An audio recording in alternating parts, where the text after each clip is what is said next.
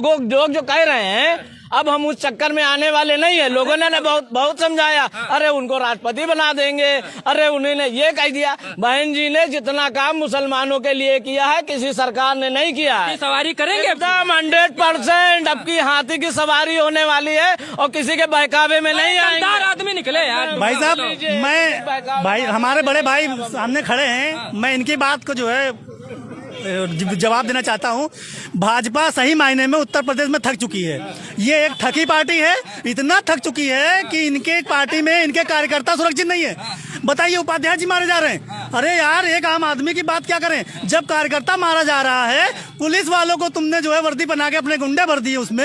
अब आप बताइए, FIR लिखाने जाओ तो वकील साहब को पकड़ो, क्योंकि वो लिखेंगे नहीं, वो लिखेंगे तो सेटलमेंट करेंगे, है ना। तो वो इसीलिए, क्योंकि भाजपा के कार्यकर्ता हमारे पास आते हैं मुकदमा लिखवाने के लिए, कहते भैया हमारी थाने में चुनी नहीं जा रही, फायदा आप ही का हुआ ना। बताओ। अरे तो यार ये बताओ, कोई गरीब आदमी जो वकील की फीस नहीं दे पाता है उसका क्या होगा। चलिए, जो अमीर आदमी ये तो कह रहे हैं ना, सबका साथ, सबका विश्वास, सबका विकास, तो आप लोग का विकास कर दे रहे हैं मुकदमा लिखवाने में। ये सबका सत्यानाश पड़े हैं।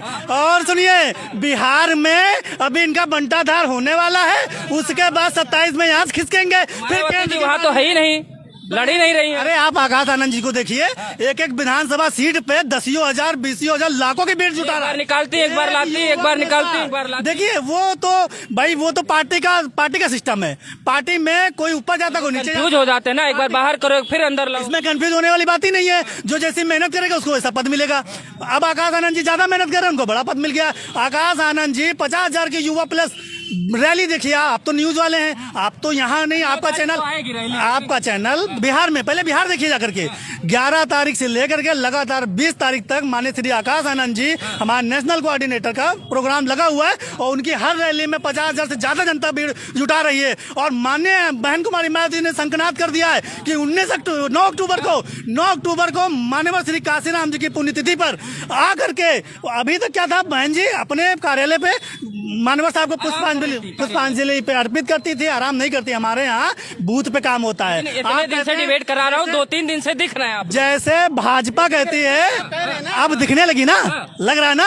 अब 27 में सरकार में भी दिखेगी आपको, इसी टेंशन ना लीजिए। जैसे कि आप भाई साहब कहते हैं इनका पन्ना प्रमुख मजबूत है, इन्होंने पन्ना प्रमुख हमसे कॉपी किया। भाई हमारा बूथ होता था, बूथ अध्यक्ष को आप लोगों ने इनका कर लिया है। जब सब कॉपी नहीं का कर लिया तो सरकार इनकी चली कैसे गई। सब अच्छा कॉपी कर लिया इसीलिए चली गई। क्यों चली गई। ऐसा है कि अभी नए नए बसपाई बने हैं वकील साहब, इनको मालूम नहीं है। हम लोगों ने बसपा में जवानी दे दिया, ठीक है। कभी बहन जी से मिल नहीं पाएंगे बिना पैसा दिए, ठीक है। बात मत करें, अब वो काम खत्म हो चुका है। अब देश का पैटर्न बदल रहा है। देश में 2 ही पार्टी रहेगी राष्ट्रीय स्तर पे, भारतीय जनता पार्टी और भारतीय राष्ट्रीय कांग्रेस रहेगी। पक्ष विपक्ष में ये दोनों दल रहेंगे, इसलिए इनके दोनों के संगठन है और दोनों के कहीं न कहीं राज्यों में सरकारें हैं। पक्ष विपक्ष में दोनों की बड़ी सोच भी है। अभी कांग्रेस के भाई साहब जो है बहुत जोर जोर से चिल्ला रहे थे, डीक रहे थे। जब हमारी बारी आई तो निकल लिए। देखिए, कांग्रेस पार्टी को सही मायने में अपना नाम रखना चाहिए उत्तर प्रदेश के अंदर, रायबरेली पार्टी। वो केवल रायबरेली की पार्टी है कांग्रेस पार्टी। अमेठी में भी तो हार चुके ना, फिर आ गए ना, एक बार तो हार ही चुके ना।